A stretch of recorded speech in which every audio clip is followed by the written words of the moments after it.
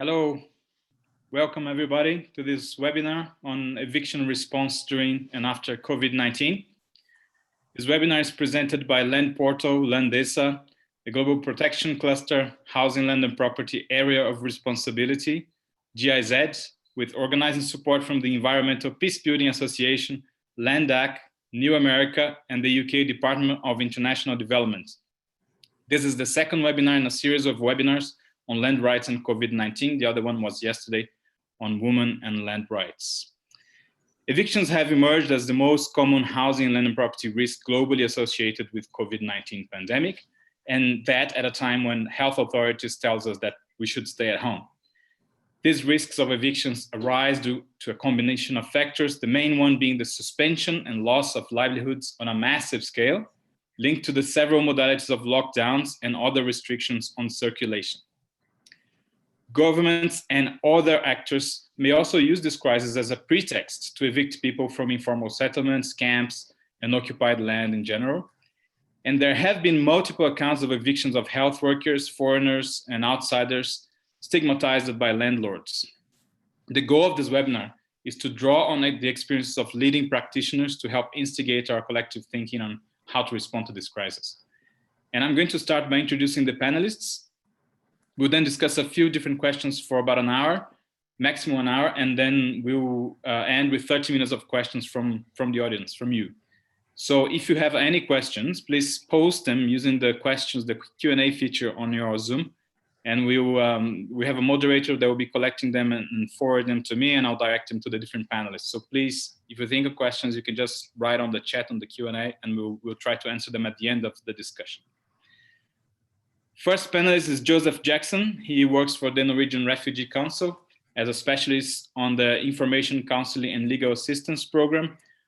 Joseph led the development of NRC's Eviction Prevention and Response Program in Somalia and has over 14 years of housing and property experience from multiple countries.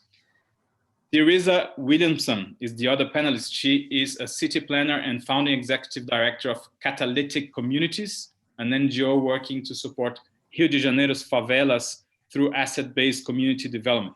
Catalytic Communities recently launched Rio's Sustainable Favela Network and a Favela Community Land Trust Program. She received the 2018 American Society of Rio Prize for her contributions to the city and other international accolades in the field of housing rights. Natalia Watanabe is the other panelist. She is an architect and urban planner with over 10 years of professional experience. She's now working as a shelter and settlement specialist with the Norwegian Refugee Council in Jordan. Her program includes unconditional multi-purpose cash assistance for families impacted by the COVID-19 outbreak. And also we have Robert Louis Lexington. He's the chief of the Land, Housing and Shelter section at UN Habitat. Robert is a lawyer with 20 years professional experience providing technical assistance in policy formulation and legislative processes to a variety of partners. Robert is responsible for UN Habitat's global work on evictions and relocation as part of its mandate to support the achievement of the rights to adequate housing. Now, I'm going to start to ask questions to the panelists. We're going to ask the same questions to the different panelists so we can have a take on the different contexts where they work. First one is to Joseph Jackson. So Joseph, some countries have implemented measures to mitigate the risk of evictions, like moratorium on evictions, seems to be the most common one. And so I have three questions for you on this. What are some of the advantages and limitations of this approach of establishing moratoriums on evictions? What happens when the moratoriums expire and then people have to pay back the rent? And also, how do you protect landlords that rely on the rent payment for their subsistence?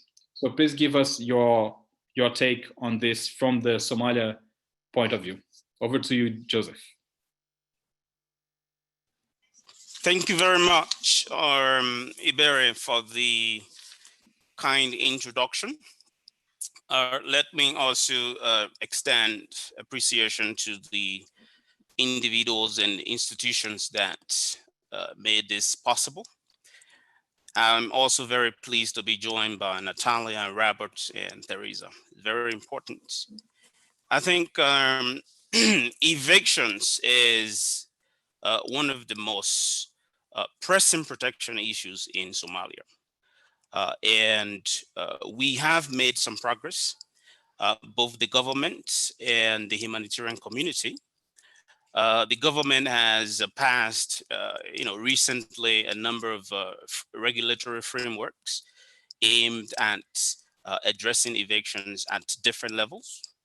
At the HLP subcluster level and the protection cluster, we've succeeded in creating a situation where eviction data is now available and accessible online. Governments, the humanitarian community are now having access to that information, and they are using it for planning and strategic decision making. Well, but having said that, we still have a number of challenges with respect to, addressing evictions. And Somalia is one of the few countries, the few jurisdictions where, the government took concrete actions in terms of preventing eviction during the course of this crisis. In April, early April, the government, through the National Commission for Refugees and IDPs, issued a moratorium on evictions. Actually, the commissioner, in fact, termed it as an act that will be immoral if it is allowed to happen. And a few weeks later, the one of the regional states also followed suit and issued a moratorium, the Southwest state. I think what is important here is to point out that these actions by the government was not isolated. These were not as a result of, a spontaneous, initiative. It was as a result of joint advocacy efforts between the protection cluster, the national protection cluster, and the HLP subcluster.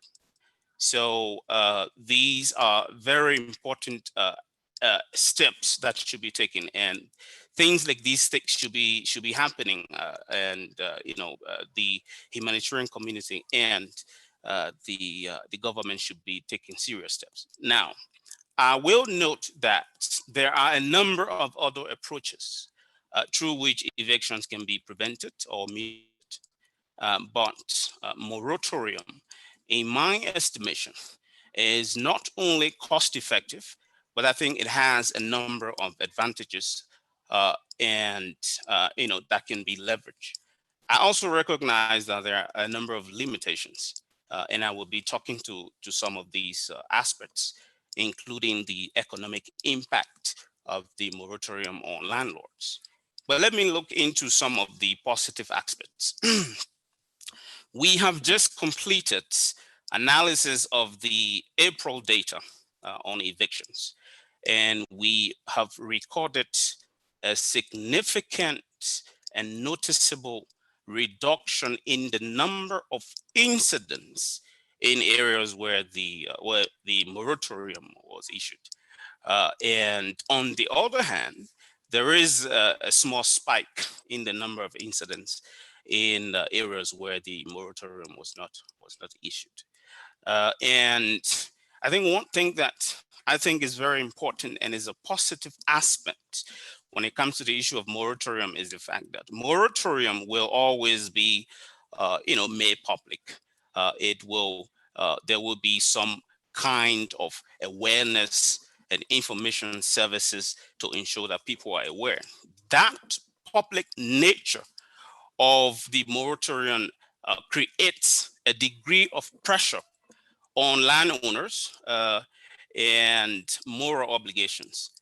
And I think that is one of the positive aspects of the moratorium. And then lastly, there will always be incidents happening. I agree that incidents will normally not happen on the larger scale in terms of huge number of people being evicted in a single incident. So there will be, smaller incidents, household level incidents taking place. And a moratorium will provide the framework to allow people who are engaged in eviction prevention and negotiation efforts at the community level, community mechanism, these people will use that as a framework to be able to engage and facilitate and advance these processes as the moratorium is happening and during the course of this crisis. But there are a few things.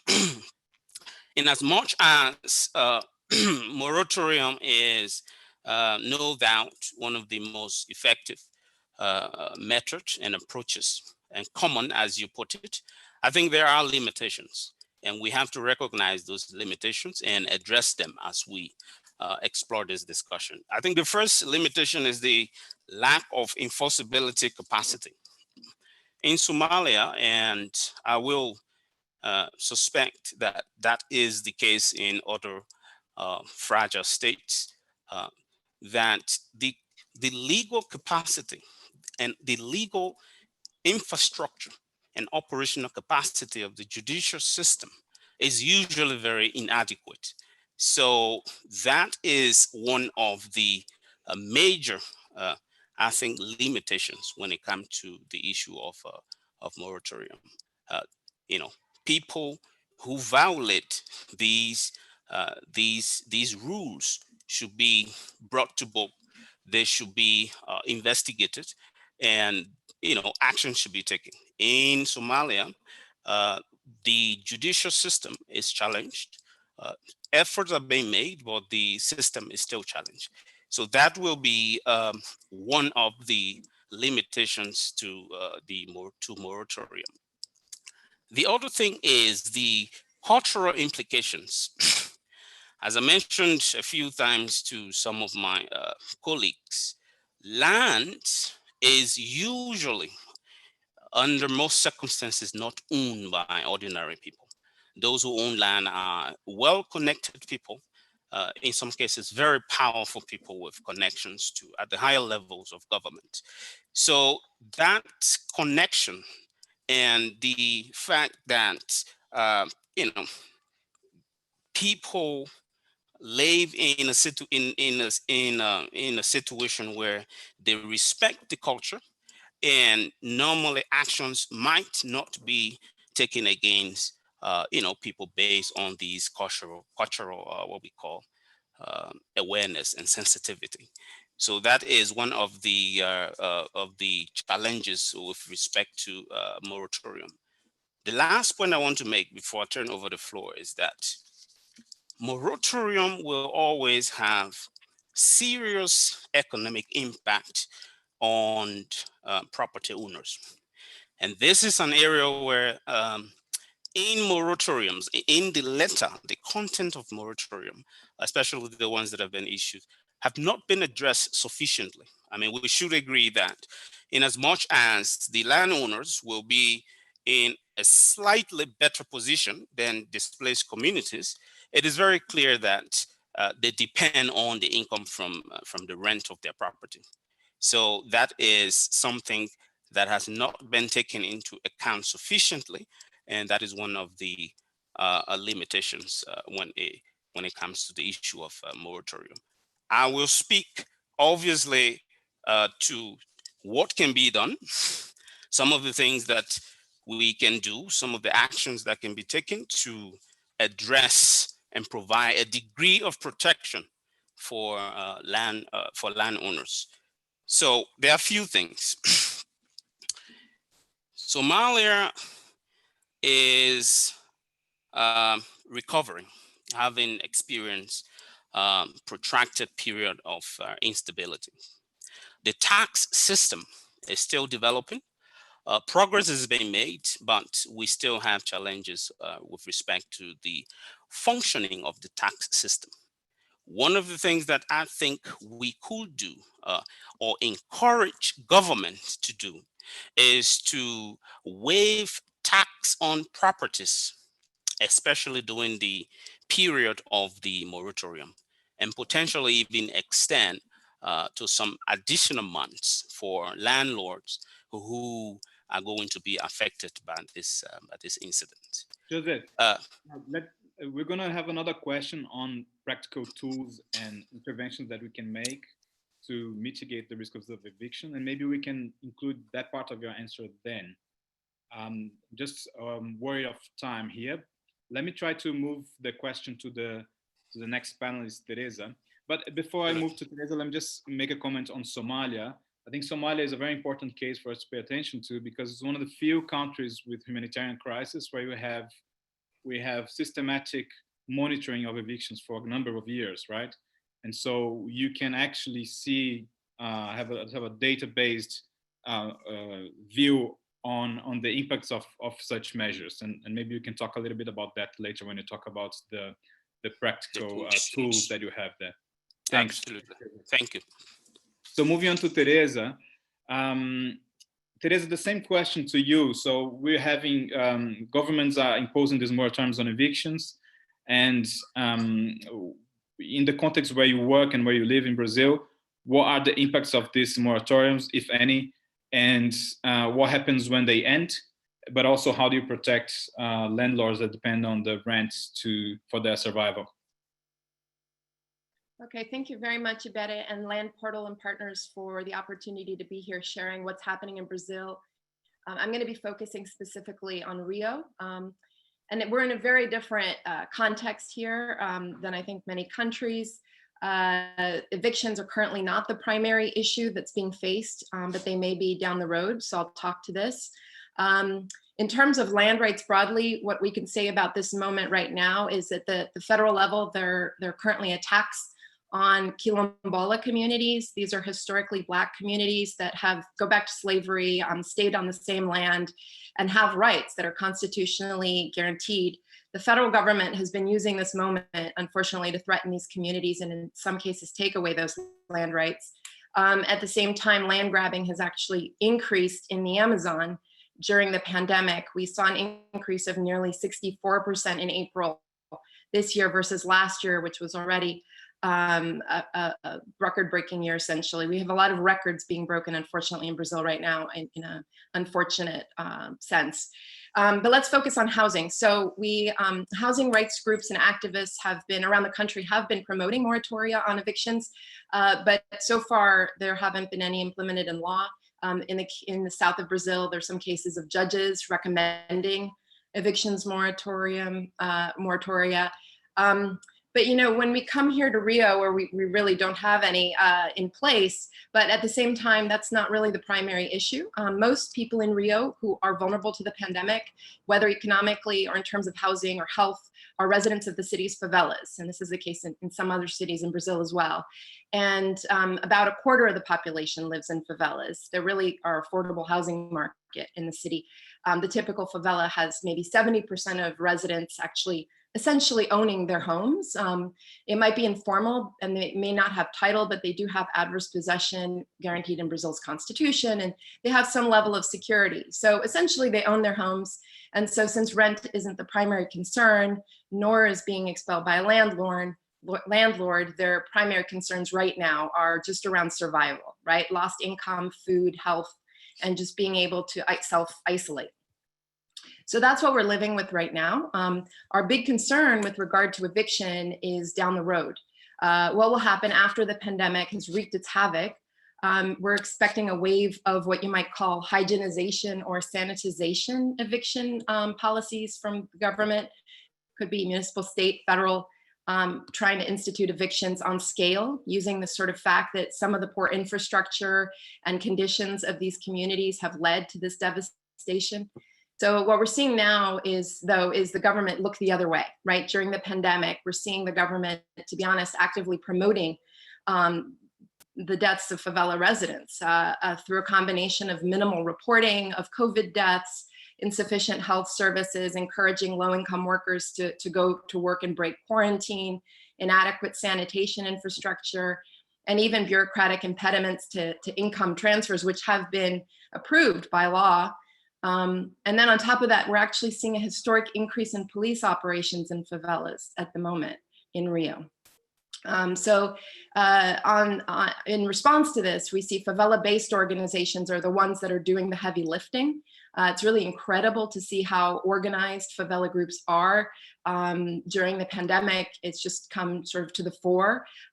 They've always been quite organized, but we're really seeing it clearly now, whether it's providing their own relief, information, mobilization, prevention, mitigation, and they're working against huge odds. And in some cases, they're being quite successful. So again, just to conclude this section, what I expect to see in the end is that the pandemic, unfortunately, has killed many, many people in these communities, with Rio and São Paulo's favelas possibly among the world's primary epicenters of deaths. But then after the pandemic is over, we expect a wave of evictions trying to use this sanitation arguments as justification. Even though, and again, just to complete this, even though it's government responsibility ultimately that is, is responsible for providing the sanitation infrastructure. And it's widely understood here in Brazil that upgrading existing favelas is the cheaper, less intrusive, and more empowering option rather than relocation, which in Rio typically, and Brazilian cities typically happens to distant public housing that's also low quality. Thank you, Teresa. That's super informative, and yeah, that's a different take from what we have from other contexts of where we work. Let me ask Natalia on her take on these same issues. So Natalia, you're in Jordan. And how are these moratoriums on evictions affecting the issue of evictions in Jordan, and what's the impact there, and the relationship between tenants and landlords? How do you see that? Thank you, Ibere. Thank you everyone for the invitation for this webinar.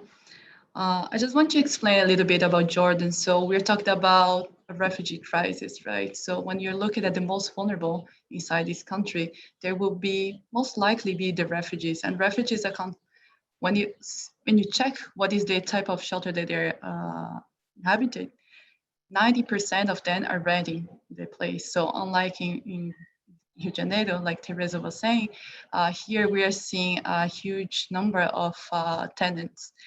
And I just would like to talk about what are the limitations on any governmental regulation, because in this most vulnerable population, quite often you won't find a signed contract. So although the government might issue some kind of regulation to help on stopping paying the rent for this period, you might not be able to reach the most vulnerable ones, because very often they have a verbal agreement. They have any kind of agreement that cannot be proven at the court. And I think that all these regulations, they are not accounting for the social cohesion component. So when we ask a beneficiary, what is the likeness of their stay inside the shelter after we have worked with them in our shelter program, 51% say that the key factor for them to remain in this place is the relationship, the good relationship that they have with the landlord. So when you come with a kind of regulation like this, where the landlord will be directly impacted, what is going to be the further consequences of this? We are talking about, it's not probably this landlord might be slightly less needed than the beneficiary, but you will find a consequence on the relationship, and this will impact what is in the future, what we're going to be seeing on the social cohesion component. So I think there is something there that we are not discussing and should be included in any kind of response when it comes to eviction. Thank you, Natalia. That's fascinating. The idea that these measures that are put in place may have some negative impacts on this fine balance of the relationship between tenants and landlord. Robert, maybe you can give us a little bit of a more global take on this issue. So we've seen governments all over the world responding to this eviction risk with these measures. And how do you see that, and how do you see the consequences and limitations of that from a global perspective? Forgetting my mute button, but I'm there now. Yeah, I think we start from the point of view that as Habitat, that you know, while the situation has changed, some basic rules still have to remain the same. So our departure point is that we would still say that any form of forced eviction has to be avoided unless it's deemed absolutely necessary. And that question of absolutely necessary needs to show a demonstration of public need, but also a demonstration that the eviction is proportionate to that public need, so that it's a reasonable response. And that also gives rise to the set of protections that come from partly the right to adequate housing directly and its elements, but also from the guidance that's also been provided by international forums. So I think we start there, but we've also gone beyond, particularly to say that we believe for the time being that really all forms of evictions and relocations need to be avoided unless absolutely necessary. And I think the reason for this comes out that, I mean, I recognize that we're often dealing with quite balanced dynamics, but the current situation at the end of the day is a public health emergency, and that has to take center stage.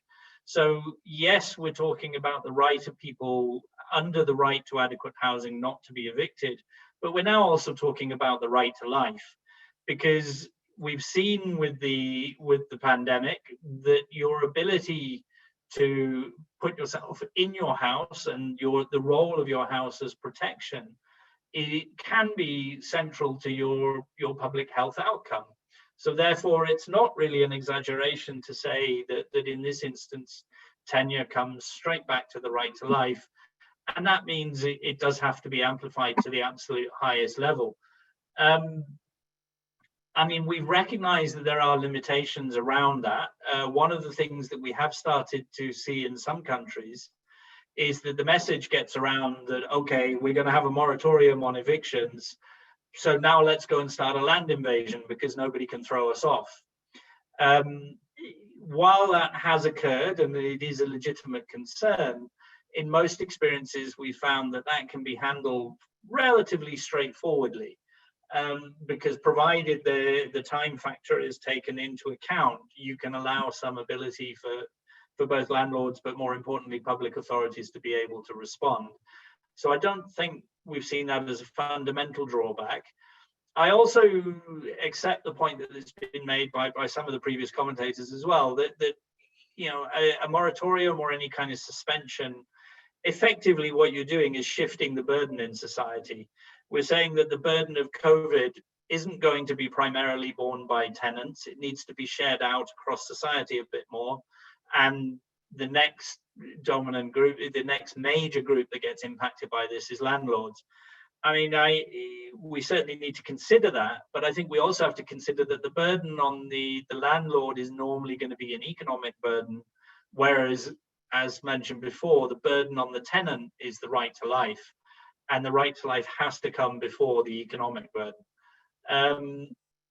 Having said that, part of your question was, well, what can we do about the interests of landlords? And particularly, as Natalia said, we want to maintain a healthy relationship between landlords and tenants wherever we can. So I think we need to look at limiting that burden on landlords wherever we can, as long as it doesn't come at the expense of meeting the basic needs of communities as a whole. So I think if we find we're spending too much of our resources and time and effort on lifting the burden off a landlord, we may need to review. But where it's possible, certainly cash transfers to tenants can help, although we recognize that those can be challenging if there's a context of a wider threat to basic needs. The idea that if you put cash straight in people's hands saying it's for rent, they're likely to spend it on meeting other needs before they are on rent, particularly where there is a moratorium in place. I think where it's relevant, assistance on mortgages and other forms of credit can be very helpful. Public guarantees, public subsidies, those can often be used to help small-scale landlords.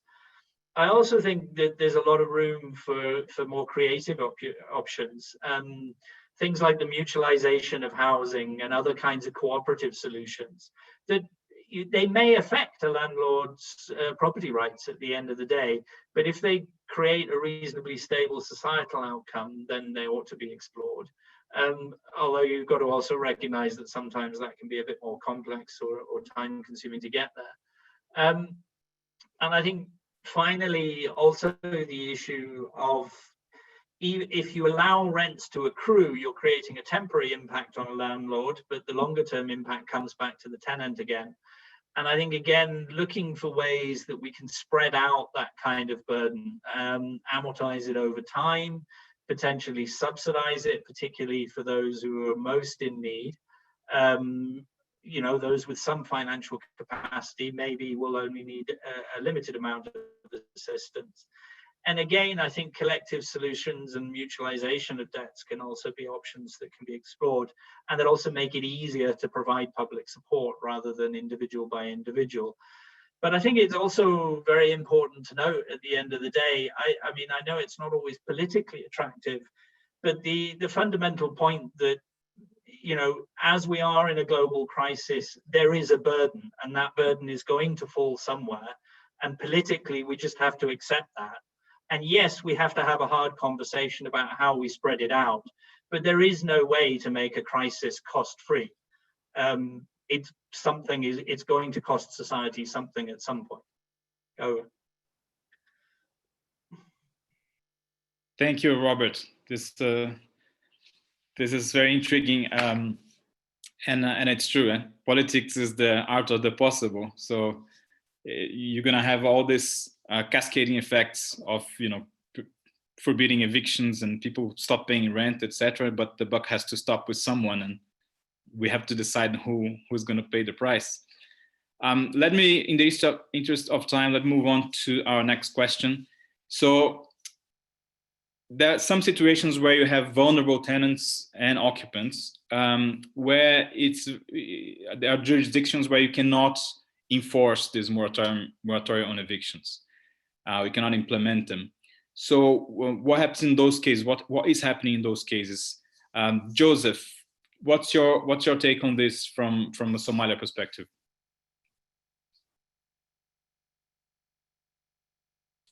Sorry, I was on mute.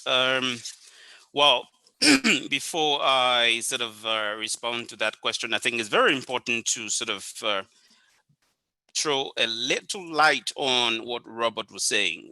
We are going to have a situation where rent will accumulate, and if we cannot take action to ensure that it is waived, we are going to end up in a situation where durable solutions and recovery is going to be delayed or undermined, because then tenants will be focused on paying back those rents. And they might then even use humanitarian aid that they will be receiving to pay those rents. So in terms of solutions, what we are considering in Somalia is to encourage the government to initiate a post-COVID negotiations with landlords. And the objective of that negotiations is to sort of plead with landlords to waive accumulated rent. I think that is something that should be considered. Now to your question. Well, I think it's important to mention also that, displaced communities, directly or indirectly, tend to depend on humanitarian assistance for the payment of rent and for other things. And the reduction in humanitarian operations, restrictions as a result of COVID, is going to create a situation where they might not be in the position to pay rent. And if that happens, they are going to be at highest risk of evictions. And what could happen, there are potential scenarios, and some of these things are already happening in Somalia. We are going to have situations where displaced communities will be evicted. And if they are evicted, they could face violence from host communities. There could be discrimination based on unfounded suspicion. But even most importantly, I think we should recognize the fact that people being evicted during this COVID crisis we are looking at the possibility where these people are going to be homeless. I gave you one example. In an area called Puntland. Puntland is one of the regions in Somalia. We have a situation where a guy was sick, just normal sickness, and the community sort of suspected that he was, a COVID suspect or patient, and he was being targeted. He had to flee. So that is just one person. That is something that could potentially happen to a very huge and large group of people. And if that happens, landlords will not want to give these people space, and they are going to experience some kind of violence. So we are looking at the possibility of having a situation where people are made homeless. So it is extremely important, and these are the consequences that we should take into account if we are, discussing the impact of, areas where moratorium or other concrete actions on evictions has not taken place. These are the potential consequences that we should be expecting. What we should do, this is something that probably I should discuss in the next question, but these are the potential scenarios that we are looking at in terms of violations of human rights, in terms of exposure to the virus. Thank you, Joseph. Let me get back to you, Robert, on this same question quickly. So in the context where we can't implement those policies and those measures, what can be done? At the risk of my answer sounding like a bit of a cheat, I think the key point is that where we don't have the public support, we're looking at a more traditional humanitarian assistance situation. It's a question of the principle of humanity. We need to protect life, and we need to protect human dignity to the maximum extent we can.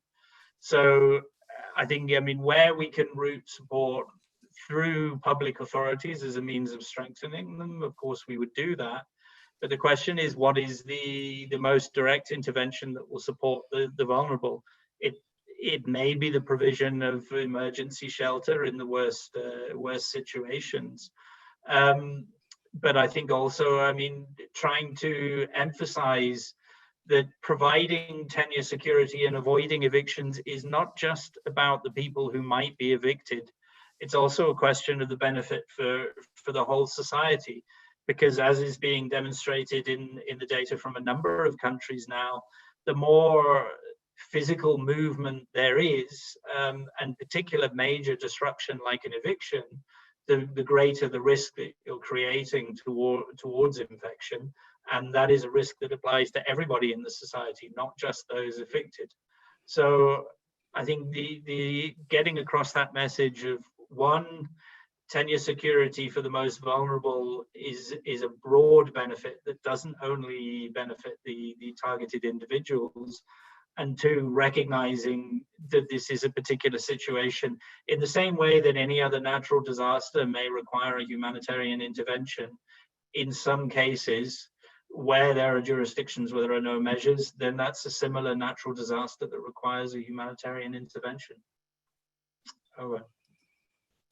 Thanks, Robert. Donors, take notes. This is going to be a humanitarian intervention.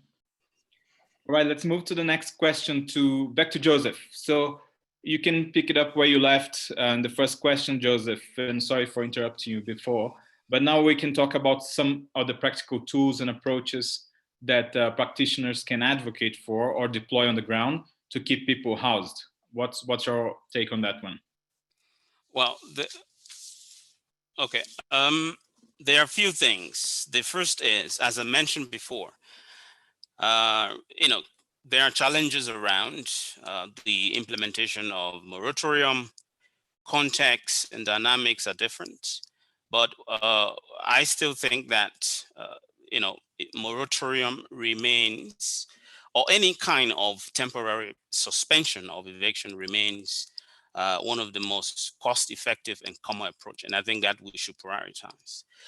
The second thing I think we should look at as part of tools and approaches, both immediately and afterwards, is the fact that we should continue monitoring and reporting against evictions, so that the information is available, so that the scale of any impact or violations of rights can be understood, and then interventions can be formulated based on those the availability of information. So I think that is something we should continue.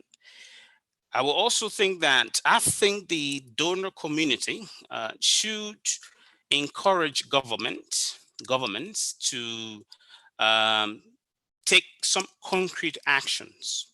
And some of these actions could be in instances where we do not have adequate legislation or guidelines or some kind of policy frameworks. They should try to enact some of these policies to provide a framework that can provide sort of protection from eviction. Now, there are instances, for example, like in Somalia, where the government just passed a couple of regulations that the donor community should also encourage government to begin taking concrete steps to implement these policies, especially in situations where it exists. Because having these policies and guidelines in place and cannot be implemented, obviously makes no sense and contribute nothing in terms of stopping these things. In 2018, I'll give you one example. The diplomatic community in Nairobi encouraged the Somali government to take action when a twin eviction occurred in 2018. It was a massive eviction and violations, destruction of humanitarian assets, and there was in fact deaths recorded. And the diplomatic community encouraged the Somali government. There was an investigation. Obviously, there were challenges around implementing and enforcing some of these things, but at least action was taken. These actions from the donor community, I think, will be very important. And I think we should expand cooperation and collaboration with local municipalities without neglecting things that are happening at the federal or national level.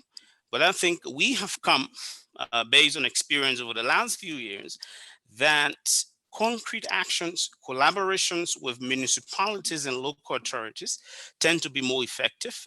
And I think that is something we should expand and explore as part of tools to be considered. And lastly, before I end, I think we should encourage municipalities to establish, dedicated capacity to deal with evictions, and that if issues of eviction should be integrated into national plans, whether it is the plan of the of the municipality, whether it is the national development plan. I think eviction should be integrated, mainstream, but in a more significant way, and not just two sentences written there about it.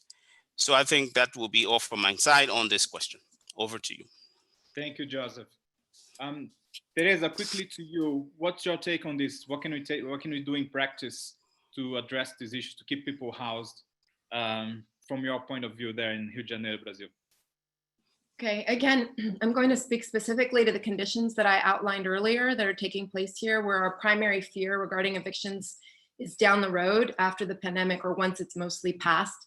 So we expect that certain government officials will use the high death count to push evictions, right? Arguing that it was these communities' unhygienic conditions that produced the deaths from COVID, rather than recognizing their own neglect of sanitation and health. So it's important to pull back and just be clear, though. It's not that we're ignoring the fact that these communities do have conditions that can and do encourage COVID spread. But at the same time, the people who live in favelas here in Rio have been there mostly for generations. Favelas are really established neighborhoods here with deep history. Some are over 100 years old.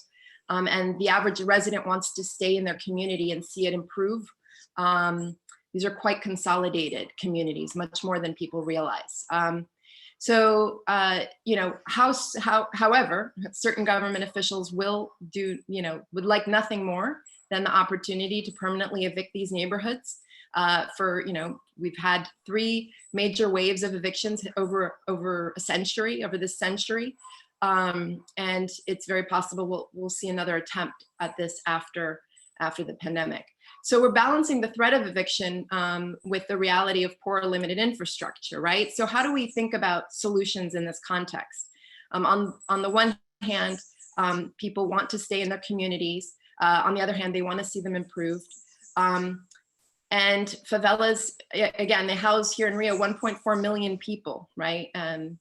So how to solve this? Well, one thing as we think about how to solve this is there's a working group already here in Rio that over the last couple of years has been determined to eventually realize favela community land trusts as a legislative and practical solution to this broad dilemma, right? So this model involves, rather than regularizing land through individual rights, it involves regularizing land through some sort of association or organization that would own the land, and then it's run by the community. So the community owns the land, but the housing is owned by individuals in the community through surface rights. So that means they can buy and sell their homes, they own their garden plots, their shops, etc. But because the land is collectively owned, not only does that keep it from being of interest to speculators, so it protects these areas both from gentrification and from eviction. But then on top of that, the community controls the land so they can control its development. So they can plan its development. So they can decide who really should be relocated and identify suitable plots and attractive alternatives for residents within the community. This has been done really effectively by the leading example of a favela community land trust in the world, which is the Caño Martín Peña in San Juan, Puerto Rico. And because they're now a large property owner, so as a community, they own all of the land rather than as individuals owning individual plots, they can actually have much greater bargaining power to access public resources and investments to benefit their community. So the Community Land Trust Working Group here in Rio, it includes Rio's Architecture Urbanism Council, technical allies and critical government agencies, urban planners, lawyers from all the universities essentially in the city, housing rights movements, and several dozens of communities represented by many local leaders. And we're all moving, trying to develop this concept of a favela community land trust. So we think that it's sort of coming of age, could be in response to this this drive for evictions that we are predicting coming around the corner. So finally, just to complete, we've also been developing a favela CLT legislative proposal to provide support to this and streamline the process. So the idea is to say, you know, we actually do have to do something about sanitation. Obviously, we've been saying this for many decades, but that doesn't require eviction. It could be done much more effectively. It could be addressed much more effectively through land rights that are quite robust, maintain the community fabric, and empower residents to further realize the agency that they've already shown, especially now under the pandemic. You know, they're perfectly capable and in fact better capable to create the tailored responses that we need to develop favelas into the future. Excellent, thank you, Teresa. That actually goes with what Robert was saying about this sort of collective tenure solutions that could be an option. Natalia, over to you. So what about Jordan? What do you see as potential practical tools that can be done in Jordan to address this issue? So in Jordan, I mean, the main objective of everyone is to keep people safe and at home, right? So we would reduce the chances of contamination. Considering that 81% of the refugees are located in the host communities, we assumed that we had to move very fast because all the lockdown impositions in Jordan, which has been one of the strictest ones in the world, they came like this. It was announced in one day, and then we had basically 3 days to prepare ourselves. So what we were like as a community, as humanitarian community, we were able to set up a package of a multi-purpose cash assistance, which is an unconditional cash. And this was signed off by 30 organizations. So it was highly efficient on actually elaborating this package, being accepted, and allowed us to have a systematic approach in this situation. So for example, if you're a refugee and you would like to access some kind of financial assistance because you lost any kind of livelihoods, informal, formal that you had in the past, because with the curfew, you cannot move around at all. it means that you will have a clear guidance on what kind of assistance is available, and everyone is providing the same assistance. And this is also a way to avoid any kind of duplication, so we can reach even more people than just like each organization working by itself. So I think that this coordination power that we were able to make it here was essential, because so the curfew here started on the lockdown started on the 21st of March, and then by mid-April we were already releasing the first disbursements on cash assistance. So it was very fast. And this assistance, it's considering that this is a temporary situation, so it's an emergency assistance, so it has a validation, has an exit strategy to make sure that this previously resilient population will not fall into assistance again. So we are looking at that are some indicators of how we can exit this, but one suggestion from the shelter sector, which NRC co-chairs here in Jordan, was to do a referral pathway from the cash assistance from basic needs to shelter program, meaning that these beneficiaries that somehow were not able to overcome the negative impact of the COVID-19, they could be referenced to a cash prevent program for shelter. So this would be a conditional cash specifically for shelter. But since we cannot do, so like right now, we're all working remotely, I'm at home. And the idea of having a cash assistance was like, we are able to disperse this very quickly, working remotely and in an organized and coordinated way.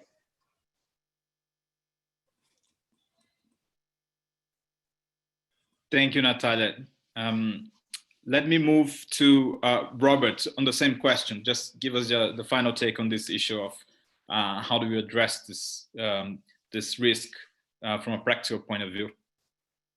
I would agree with most of the suggestions that other panelists have put in. I think there's a bit also of the question of looking at the short-term humanitarian need versus the longer-term development need, and the eternal question of how you shift from one to the other. But focusing on the shorter term, we've seen quite a lot of creative solutions. Obviously, the starting point is always to try and prevent eviction or relocation in the first place, because just by its nature, that's likely to create complications in the current situation. But where it is occurring, we've seen a variety of solutions, some of which are publicly driven, some of which have been community driven. On the public side, suddenly we've started to see governments at national and local level being able to identify land for self-building and sometimes for emergency shelters that only months ago would have been unthinkable for that to be made available. But that is beginning to happen in some countries. Some of the experimentation with the repurposing of buildings is very interesting. Most of that being short-term, in some situations focused only on the ability to isolate, but in others spread more broadly according to need, and sometimes to support those who are particularly vulnerable, or possibly in some cases those who have been evicted. Traditional emergency shelters, as I say. I think also where a lot of the really interesting work has happened is amongst communities themselves. In a number of slums, we've seen communities taking their own actions that have required fairly limited support from outside. In some cases, they've gone through a process of identifying churches, schools, things like that, as buildings that can be repurposed. They've also gone through processes of almost kind of registration within the community as a means of identifying who is most vulnerable. A lot of those programs have been quite successful. And so communities within themselves have been able to adjust, and sometimes switching housing around and things like that to be able to meet immediate needs. I think, in each particular context and case, there's going to be a different opportunity and a different solution, and sometimes different challenges. But I think keeping focused on the point that the first thing to be achieving is the public health goal and maintaining the right to life, and then working back what is the most effective solution to do that. I think that usually tends to identify a path, particularly if it's backed up and guaranteed by some kind of humanitarian approach. Thank you, Robert. And thank you, everyone. We're going to move now to the last question.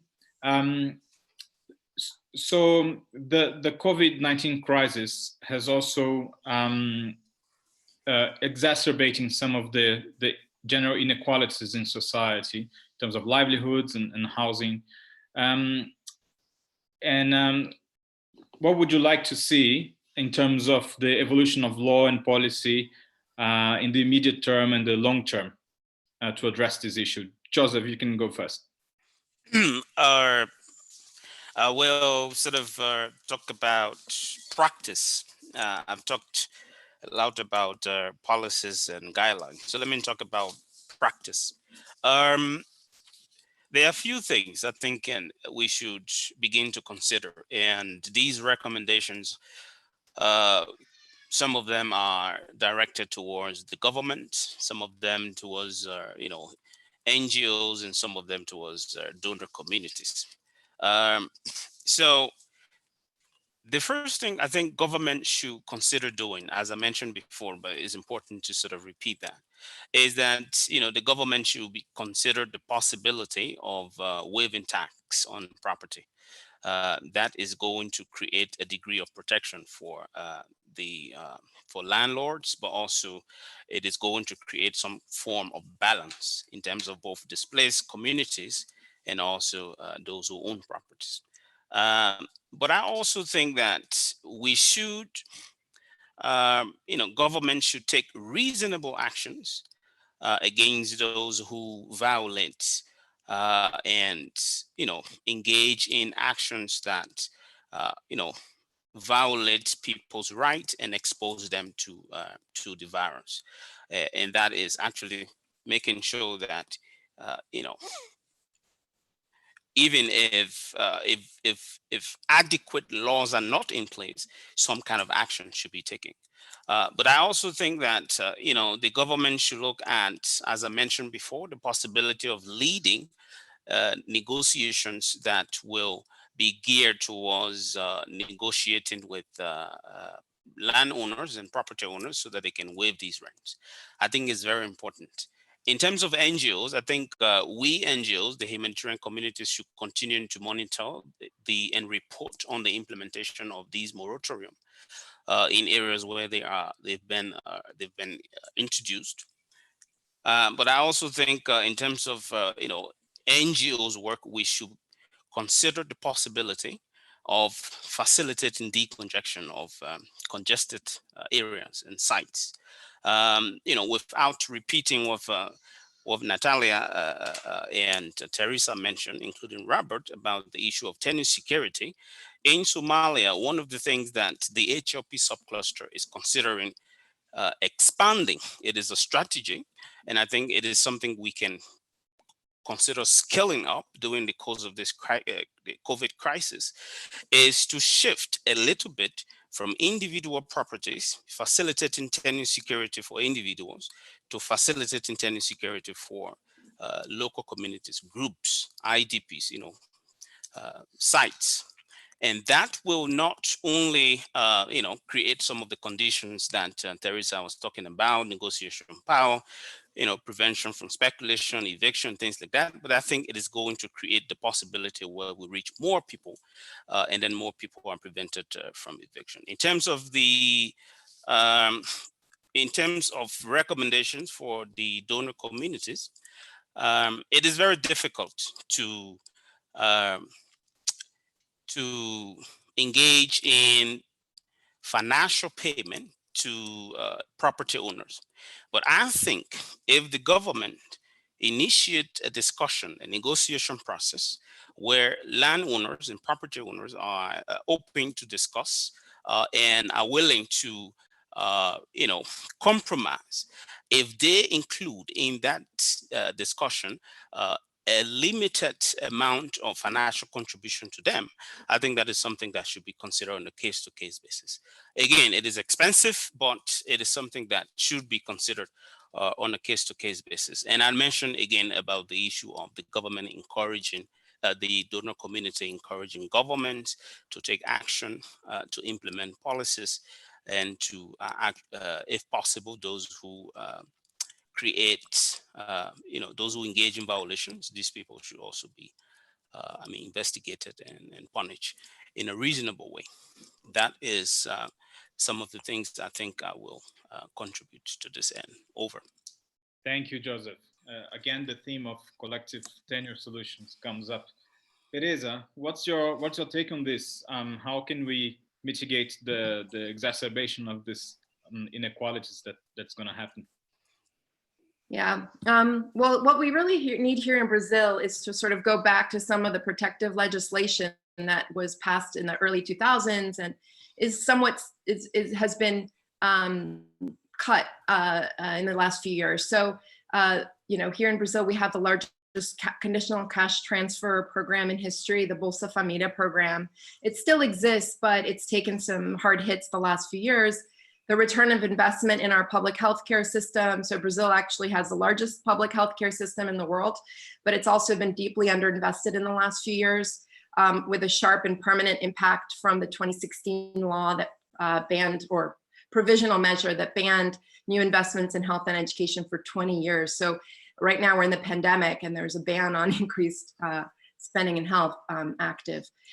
So some is going back to what we know, reduced inequality in Brazil. We have this basic safety net, quality healthcare improvements, took Brazil from being third most unequal to 21st most unequal in maybe a 15-year period. But now we're back to, I think, 8 in terms of most unequal country in the world on the Gini index. So this is all a process. Brazil, had, we not going into too much detail, but we're talking about a country that was the largest slaveholding state in history, received 10 times more enslaved Africans than the United States.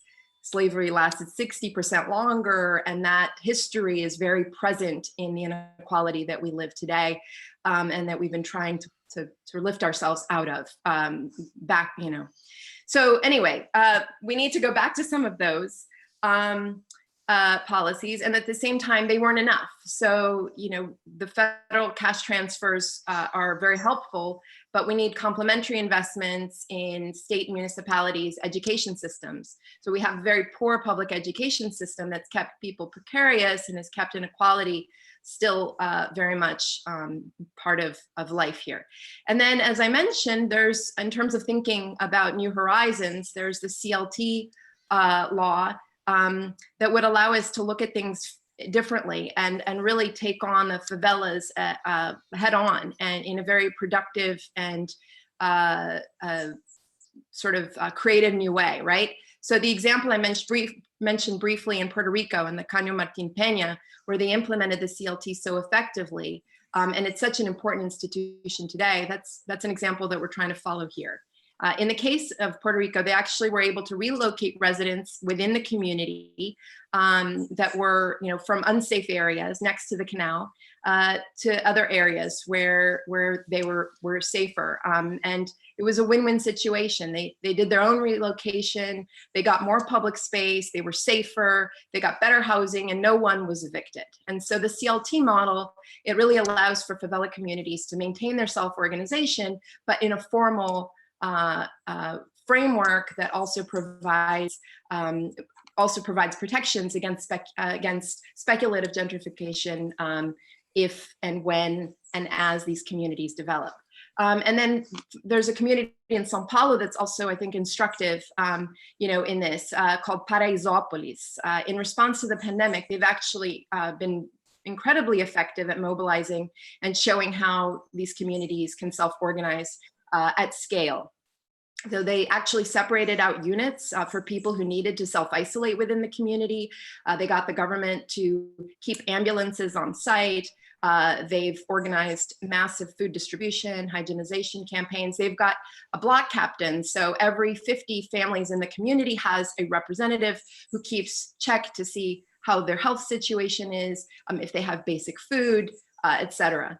So we need to be able to, especially in informal settlements that aren't going to go away, right?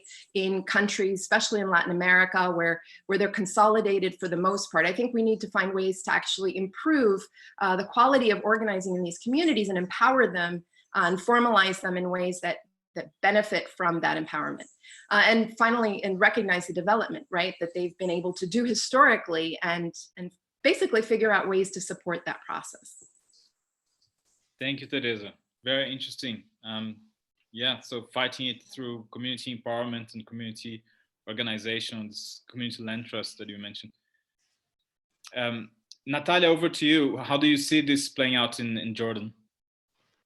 So yeah, of course, we also need investment, we need new policies, but not being necessarily a policymaker here among all of us, I think that we should be looking at policy influencers on how we will take this opportunity. You know, it's a very unique opportunity that COVID-19 has brought, which is like this shared awareness that we all have fighting the same common enemy. And I think that now, if before it was possible for the sectors to somehow work independently from each other and do their own business, now it became like such an urgent thing to really work together. So for me, my take here is coordination, collaboration, integration. Like, I think this is a deep cross-cutting issue that we can use now to really push forward for this dream of all of us working together. Thank you, Natalia. That's quite a compelling view that we're all fighting the same enemy and that you can build something on that. Robert, over to you for the last intervention in this part of the webinar. Same question. So how do we fight the inequalities that are being exacerbated now, and what do we do about it? I think I've got sort of two halves to my question. I mean, the first half on that would be more of what we knew as the right thing to do before the crisis hit. I mean, several people on the panel have made reference to issues of decongestion and these kinds of things. And de-densification in some instances is going to be needed. The example that I always quote was from a few years ago, one slum we were working in Africa on an upgrading initiative. And we were looking at an area that had a density of an equivalent of over 100,000 people per square kilometer. And we're trying to look at where can we squeeze roads, where can we squeeze drainage, things like this. But it was in a city where the overall density was around 4,500 per square kilometer, and 40% of the urban core is underdeveloped. It's basically, not very dense developments and people sitting on land for speculation purposes. Clearly, you've got a problem with the way in which the city, both the city government and the national government acting within the city, are allocating land, and the value that the national system is placing on land. And I think we have to be able to review some of those things. So that's moving more into the longer term. We need to ask questions about what we're doing. I think we also have to look at public finances. I don't think when we're looking at the lowest income elements in populations or the most vulnerable, such as migrants, we're not going to be able to find the solutions without public finance interventions. And I think that means looking at what revenue is collected. In many cities, even in low-income countries, we're collecting way less than we should be. In one city that Habitat was studying not long ago, we discovered the city was collecting only 18% of what it was meant to be collecting on the books. And that 18% rate was not because the money wasn't there and people were too poor to pay. The bulk of the 82% that was missing was coming from the wealthier end of the market in property taxes and these kinds of things. And these are not very heavily taxed jurisdictions. So every tax or fee that isn't collected or that is rated too low means you're taking money away from public services. So I think pushing both municipal and national governments to work on the revenue side is important. You've got to collect money to have it to spend. I think also there are historical examples of other countries that have struggled with some of these issues in the past. I mean, I'm from Scotland, and we have a long history of eviction deeply rooted. And 200 years ago, we had huge problems with this. And the first step was moving towards more security of tenancies, which worked to a certain degree, but was very restrictive. We've now, in the last kind of 30 to 40 years, moved more into the equivalent of community land trusts, exactly the kind of thing that Teresa was describing for Brazil, where we're looking at public support to achieve community ownership of the land, but collective ownership are usually in a non-profit trust, and then surface ownership of rights and community management. And then you can move on to the bigger question of how you shift around with land allocation at a wider level. I think there is a progression there. So security of tenure, probably linked to some kind of regulation of rents and management of landlords as an industry, then moving on into community ownership and control, and then potentially when your income levels can support it widely enough, looking at how to diversify land access and land ownership more and avoid the concentrations. But I think all of these things need to interact. And again, the focus needs to be on the outcome. Too often we're dealing with a situation where land and housing is primarily seen as an economic issue, not as a welfare and a public health issue. And we can't forget that, you know, for example, the profession of town planning was largely invented to address a series of public health crises. Whichever historical period you've gone to, that's usually been the driver. And that still remains true today. So hopefully we can use the current situation to say we need to get back to planning and land allocation being first and foremost about welfare and public health, and then we deal with the economic dimensions of it. Over. Excellent, Robert. Thank you. And thank you everyone for this discussion. We've covered a lot of ground, and we're going to move to the part of the session where we answer questions from the audience. We have a few questions here. This one is for all panelists, so you can signal to me if you want to take it. The question is about Kenya, just giving Kenya as an example where lots of evictions are happening and they are government-led. So it's the government evicting people. What do you do then? How do you put measures in place? How do you advocate? What do you do to prevent evictions that are led by government? Maybe Joseph can take this one. Yes. Well, there are a few things that I think can be done. The first is direct negotiations and interactions with the government, advocacy. But the second thing I think can be done is to actually document these things and report them such that it is widely available. And that, I mean, every government will want to have a positive image.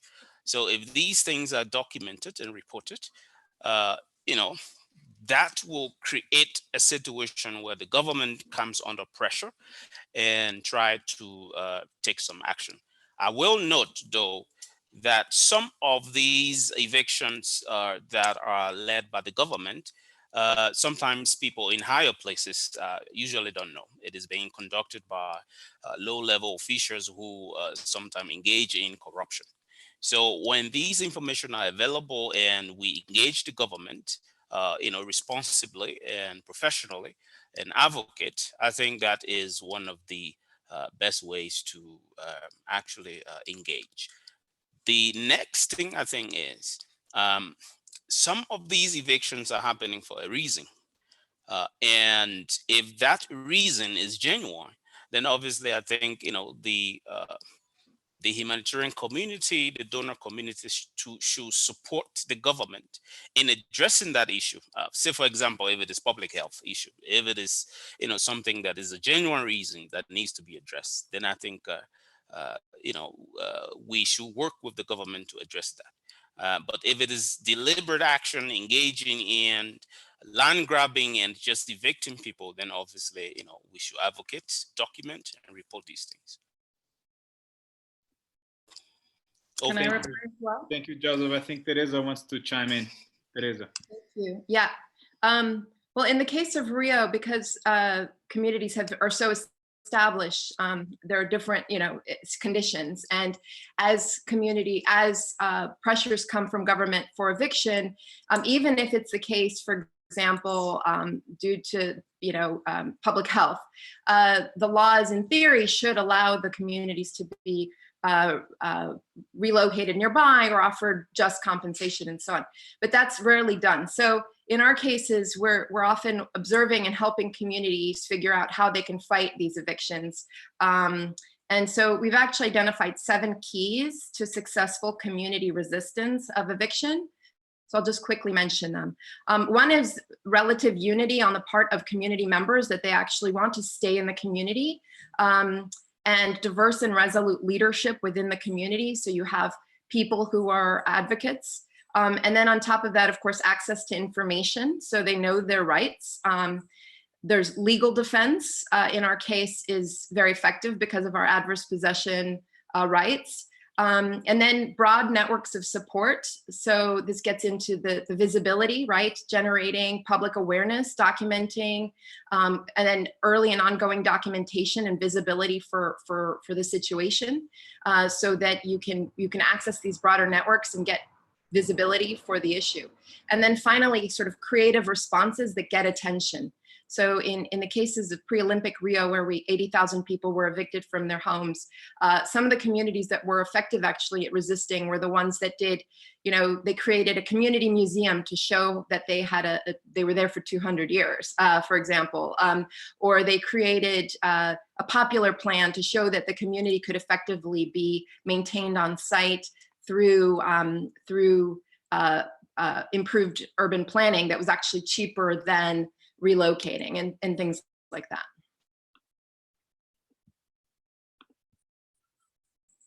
Thank you, Teresa. There's a question here. I think this one could be for Robert. Okay. It'll be very interesting to note if there are some resources on best practice responses to eviction risks from different contexts that can be shared. Yeah, I mean, I think, the most obvious, one of the global resources that are issued by the Special Rapporteur on inadequate housing, some of the other NGOs working on IDP issues and different things like that. There are some good materials. Off the top of my head, I'm not sure what I would pick as a single comprehensive source. This is something we're trying to look at as Habitat at the moment as well, of saying, as part of our work in monitoring eviction activity is to then move on to some kind of comparative analysis of what comes out of that. But I think I would start with the Special Rapporteur's work, and then, for example, I mean, one of the co-hosts of this, NRC and the Global Protection Cluster, there's quite a lot of materials that have been made available through those mechanisms, and that at the very least give you the way to follow up and look for a solution. But I think it's also always important to remember that each case is going to be slightly different. So look at what the guidelines are, but don't be afraid to then get in touch with people and say, well, here's my situation. For example, is it a government? Is it a parastatal? Is it a private actor? All of these lead to slightly different situations. And I think there's a lot of people out there who are willing to help with answer questions and will put you in touch with other people. Yeah, I think that's about it. Thanks, Robert. I think there's a lot of demand for this type of best practices now. People are trying to come up with eviction mitigation programming, and not everybody has good examples to follow on this. There's a question here for Natalia.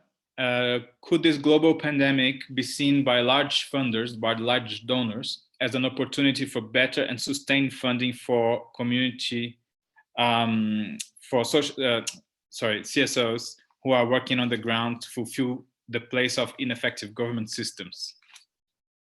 I think not only under this pandemic, but in general. I mean, all these CSOs and CBOs, they're usually doing the grassroots work and are able to communicate clearly and to spread the message on legislation, what is their right, and what is accessible for them. So I guess that maybe more than ever, we need this, especially considering that we are avoiding moving, right? It doesn't matter what is the regulation in your country. We are trying to isolate socially from each other. So I think that making sure that this area approach that is going to be developing the local assistance, the local services are going to be even more essential in these circumstances than before.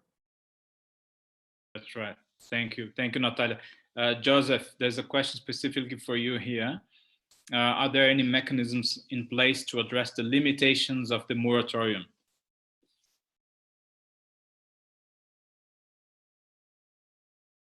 Well, some of the limitations are long-standing, and they require, extensive initiative and support.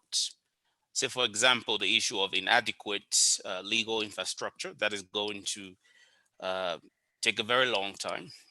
It requires a lot of time and effort and money. The issue of social and cultural implication, that is a cultural thing. It is going to take some time to change and make some changes in that direction if it is going to be possible. Now, the only thing that I think that could be looked at, and that has not been looked at, quite frankly, is the economic impact of the moratorium on landlords. As I said from the beginning, that is something that has not been looked at, but that is currently being discussed and being considered by both the protection cluster, the HLP subcluster, and other organizations. So at the moment, it is still being explored. The next thing is the issue of accumulated rent. We are in the process, and it has been suggested, and we are considering that. The UN Habitat will be having a land conference, or the intent to have a land conference. We are exploring the possibility of participating in that land conference and exploring ways that we can bring this issue of advocating with the government to initiate discussions around, negotiating with landlords to waive rent. So these processes have not started yet, but the thinking about them, what can we do? People have already identified them as problems, and it is being discussed and sort of worked on.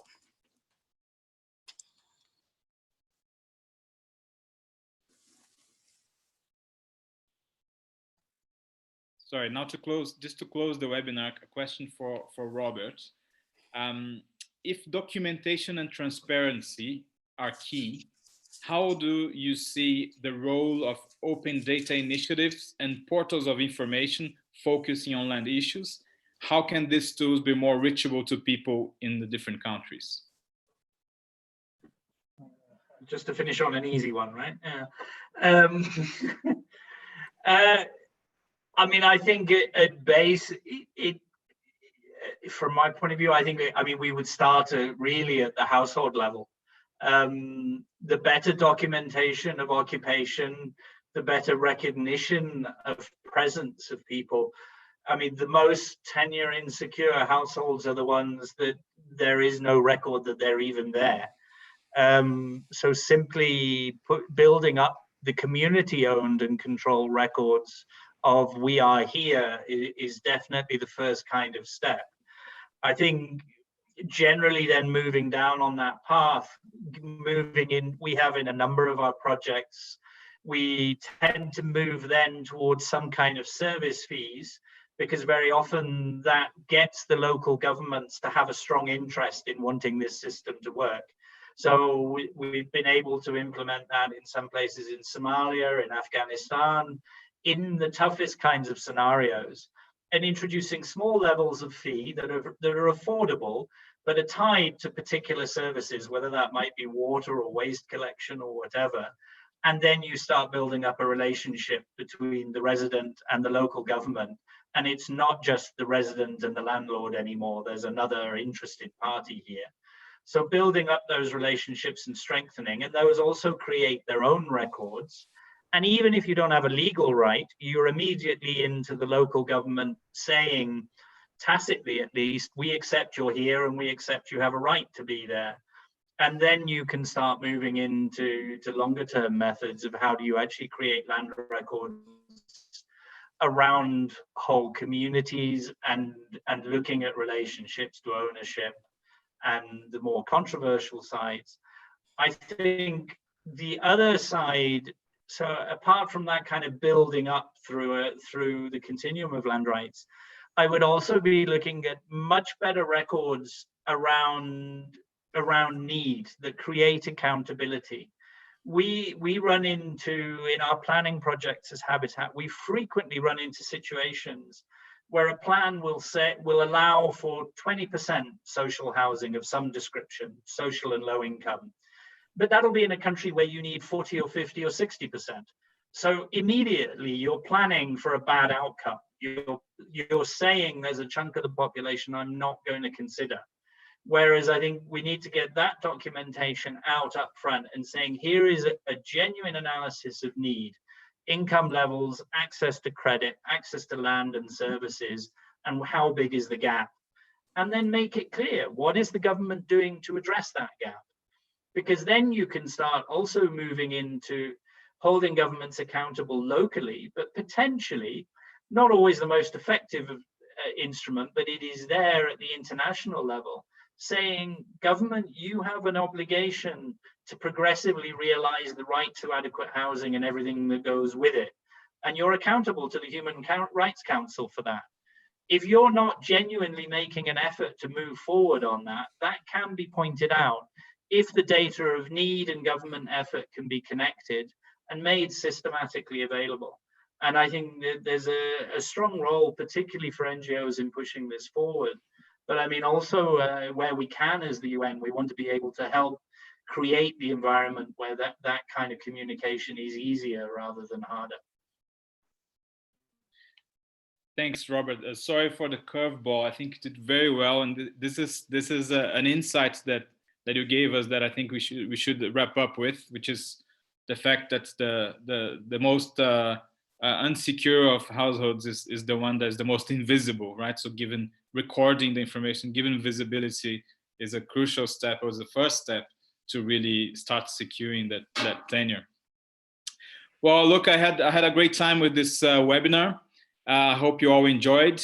I'm going to ask Neil, the organizer, to see if we can get all these links that have been put on the chat window here. If you can share them with the participants, because they seem to be quite useful links and comments. Also, this webinar is being recorded, and you all going to receive a link to the recording of the webinar. You can watch it whenever you want. And thank you everybody for participating and for your passionate contributions. And I hope I'll keep in touch with you all. Thank you. Thank you. Thank you very much. Thank you to the hosts. Till next time. Till next time. Bye.